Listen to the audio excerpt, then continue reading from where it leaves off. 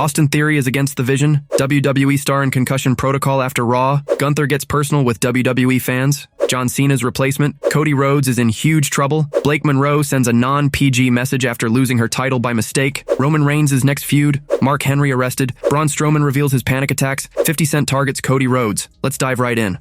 WWE star in concussion protocol after Raw. A WWE star was placed in concussion protocol following an injury on Raw, according to reports. This week's show emanated from the Giant Center in Hershey, Pennsylvania, and featured 2 title matches. One of the championship bouts saw Stephanie Vicaire defend her world championship against Raquel Rodriguez. The match saw a lot of back-and-forth action, but ended in a win via disqualification for La Primera. This happened after Nikki Bella attacked the champion. Nikki then turned her attention to Raquel and sent her into the steel steps, as she ended up hitting her head on the steps in a nasty-looking spot. Following Raw, Big Mommy Cool revealed a bump on her forehead suffered due to the actions of Nikki Bella. Now, speaking on Wrestling Observer Live, Brian Alvarez said that the Judgment Day member is in concussion protocol as a precautionary measure due to the bump. They didn't show this, but Raquel hit those steps hard, and she had this giant freaking goose egg on her head. And yeah, concussion protocol, which does not mean, by the way, that she has a concussion. Anytime you get any sort of head injury and you get the goose egg, they put you in concussion protocol just to make sure you're okay, he said. Alvarez added that Raquel might be fine as of today as well. Nikki's attack came after the former WWE Women's Tag Team Champion took her out last week when she was demanding a rematch against Baker. Following the conclusion of Raw, Raquel Rodriguez cut a promo on social media promising revenge on Nikki Bella after her actions. She said she is not only coming for Stephanie Baker's world title, but also Nikki, and vowed to finish. WWE has an interesting dynamic on its hands with these 3 women, and it remains to be seen how the promotion books this storyline going forward. Gunther gets personal with WWE fans. WWE superstar Gunther has been mocking fans since his win over John Cena at Saturday night's main event. The Ring General recently posted another social media update, enjoying a young fan's misery. The former World Heavyweight Champion opened the December 15th edition of Monday Night Raw to boast about making the never-seen 17 tap out at SNME. As expected, he got booed out of the building by the Pennsylvania crowd. Earlier today, Gunther took to Instagram stories to post a video featuring a young fan crying due to John Cena's loss. The video then cuts to a clip of the Austrian star laughing backstage on Raw. An ex-FKA Twitter user shared the video, appreciating the Ring General's heel work. After his opening promo, Gunther interacted with several stars backstage before coming face-to-face with Raw General Manager Adam Pearce, who accused him of tarnishing John Cena's legacy and told him to leave the arena. However, moments later, Becky Lynch criticized Pearce for his decision to send the former Imperium leader home. In a post on Threads, the man noted that while Maxine Dupree did not suffer any consequences after AJ Lee assisted her in winning the WWE Women's Intercontinental Championship, the Raw GM punished the Raw star despite the fact that he won fairly. So let me get this straight. You win your match legitimately and you get sent home. You win your match illegally, outside interference. And not only do you not get punished, but rewarded? Sad. What has Monday Night Raw become? Lynch wrote. It remains to be seen what plans the Stamford-based promotion has in store for the Ring General, following perhaps the most impactful win of his wrestling career so far.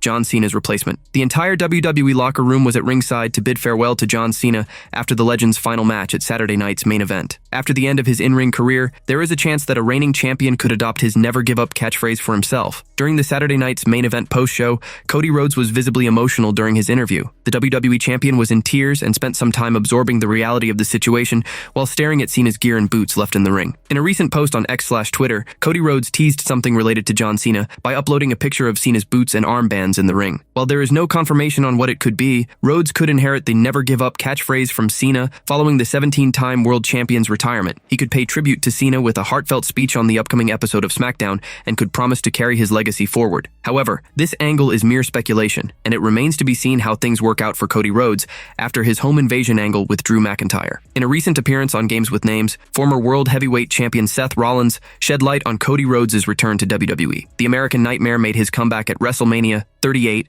as Rollins' surprise opponent. I would say WrestleMania is in April, and so we had maybe a month of lead time knowing Cody was for sure coming. And even till the 2 weeks before, I remember being do we have his signature on a piece of paper? Do we know this is what we're going to do? And it was very top secret. There were very few people that knew about what was going on, Rollins said. Rollins and Rhodes would go on to have an incredible feud, helping the latter regain momentum upon his return. The former Shield member is currently away from programming and is recovering from a shoulder injury he suffered during his match with Cody Rhodes at Crown Jewel. Cody Rhodes is in huge trouble. Cody Rhodes' controversial actions could get him in trouble in WWE. Before this week's Raw, the global juggernaut posted a video of Nick Aldis visiting Drew McIntyre's home to negotiate the terms to reinstate the Scotsman to SmackDown. Aldis had suspended McIntyre last month after he attacked a referee during the match between Rhodes and Aleister Black. However, their private meeting was disrupted by the American Nightmare, who attacked the Scottish Warrior in a chaotic scene. The undisputed WWE champion may have made a huge mistake by invading McIntyre's home. Before Rhodes interrupted the meeting between the Scotsman and Aldis, one of McIntyre's demands that the SmackDown general manager agreed to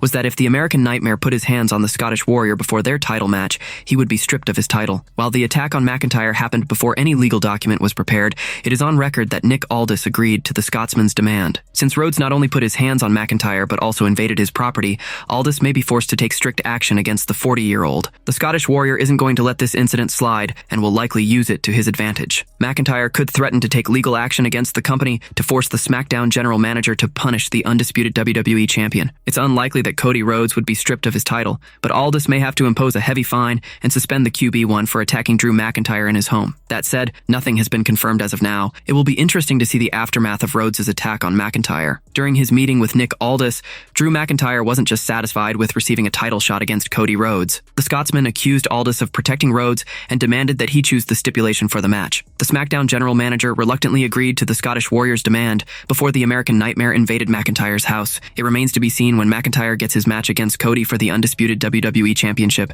and what stipulation he chooses. Blake Monroe sends a non-PG message after losing her title by mistake. The December 16th edition of WWE NXT featured a shocking title change that seemed like it wasn't supposed to happen. The former champion has now taken to social media to react to her loss. Blake Monroe lost her NXT Women's North American Championship to Thea Hale after what seemed like a botched finish. The referee counted to 3 as Monroe struggled to kick out convincingly, resulting in Hale picking up the win. Both superstars seemed confused, and the production team even played Monroe's music before they cut it out. The two then had a backstage segment where Monroe demanded a rematch, claiming she kicked out in time and that the referee deserved to be fired. On X/Twitter, she posted a non-PG message claiming it wasn't the first time something like this had happened to her. "Not the first time I've been scray," she wrote. It remains to be seen how things work out following the sudden title change. Fans in attendance and at home were left confused by the finish of the NXT Women's North American Championship match on WWE NXT. While Blake Monroe looked shocked, Thea Hale seemed pleasantly surprised after the referee counted to 3. According to a report from Fightful, the match was supposed to end with Monroe retaining her title. In addition, there were creative plans that revolved around Hale not having the title. The plans for several people have been affected following the botched finish on the show, and the writers were reportedly scrambling to make changes afterward. There was no word on who was to blame for the unplanned finish on the show. Following the backstage segment, it seems like a rematch between the two could happen in the coming weeks.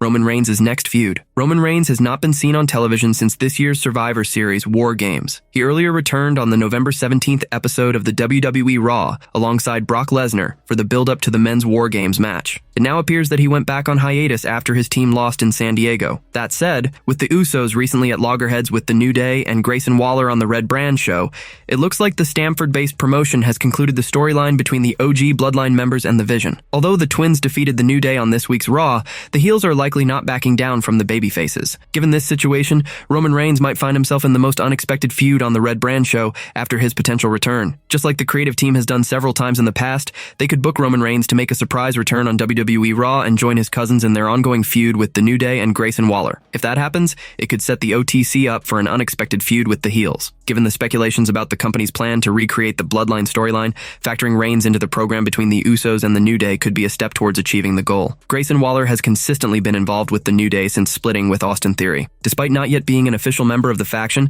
the 35-year-old WWE star has slowly integrated himself into the group. Thanks to that, he has seemingly gained momentum among fans. Since the heel team currently has a numbers advantage over the Usos, it makes sense for Roman Reigns to potentially return and join his cousins in their ongoing feud with The New Day alongside Waller. It would help even the odds and possibly intensify the rivalry. Arguably, they could then blow the roof off on Raw with their brawl and set the stage for a blockbuster 3-man tag team match in the near future. The Usos might eventually dethrone AJ Styles and Dragon Lee and regain their place at the top as the World Tag Team Champions. Notably, the Twins have achieved notable success in the past and hope to get more now that they're back together. To spice things up, the creative team might decide to extend the feud between the Usos and The New Day until WrestleMania 42 and have AJ Styles and Dragon Lee defend the tag team title against both teams at the Show of Shows. If that happens, the Twins could be booked to capture the gold. However, the angle is speculative at this point, as nothing has been confirmed. Only time will tell if it will come to fruition.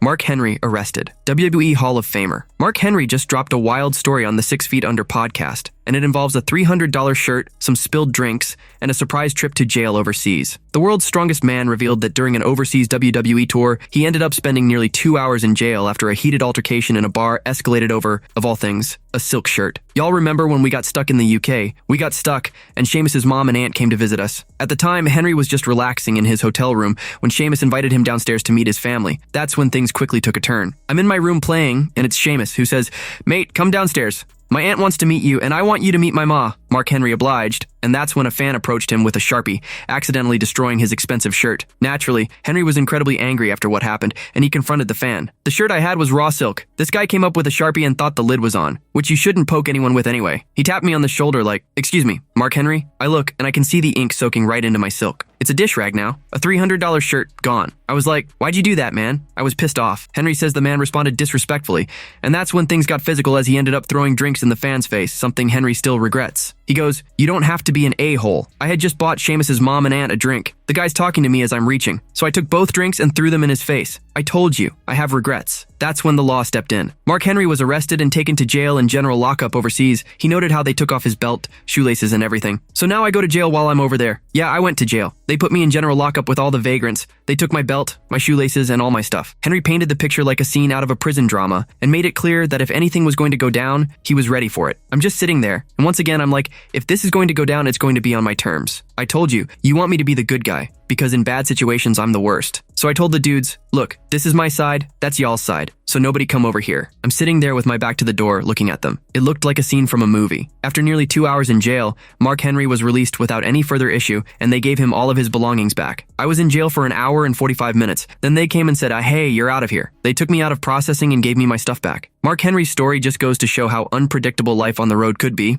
Even for a veteran like Henry. One minute you're meeting someone's family, the next you're in a holding cell across the ocean, but it's definitely one of the wildest wrestling road tales yet. What's your take on Mark Henry's UK jail story? Totally justified reaction or situation gone too far? Braun Strowman reveals his panic attacks. Braun Strowman has revealed that the fame he got as a WWE superstar came at a cost. The 6'8" monster has said that he comes from a small town. And once he got attention as a superstar, while appearing on television, the fame that came along made it difficult for him at times in public. While speaking on the Bert Kreischer podcast recently, Strowman said that he used to get panic attacks when a lot of people surrounded him. He opened up about not being able to handle the stress that came with public appearances. I dealt with a lot of that. And then, same thing, like I grew up in a small town. I graduated high school. There's like 400 kids in my high school. I'm the town mechanic to all of a sudden a couple years later, I'm on television on WWE in front of 4 million people every week. And you talk about developing social anxiety. I had like panic attack meltdowns in public before with getting bombarded with people coming up and not knowing how to handle it, and all this other stuff. He also said that there are times when the crowd around him makes him a little edgy, and he just tries to escape them, fearing something bad might happen. Strowman hilariously mentioned that the security he has is for the people around him,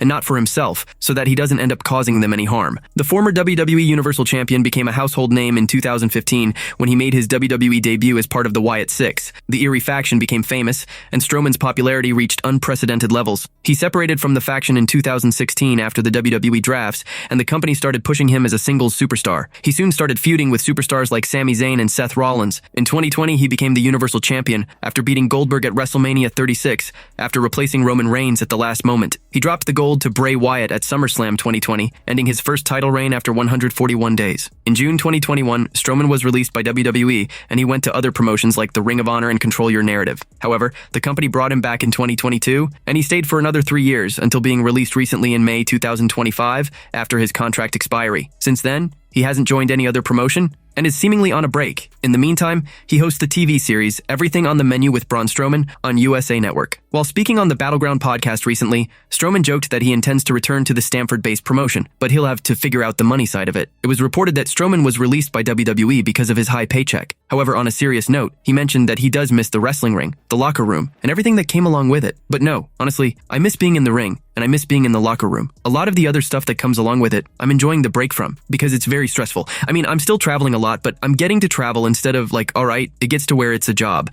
Now I'm doing stuff I'm really excited about. Strowman added, "In wrestling, nothing is impossible. Braun Strowman is still a big name outside WWE, and if the two parties come to a common platform on the money issue, then his return is possible. We'll see how it goes."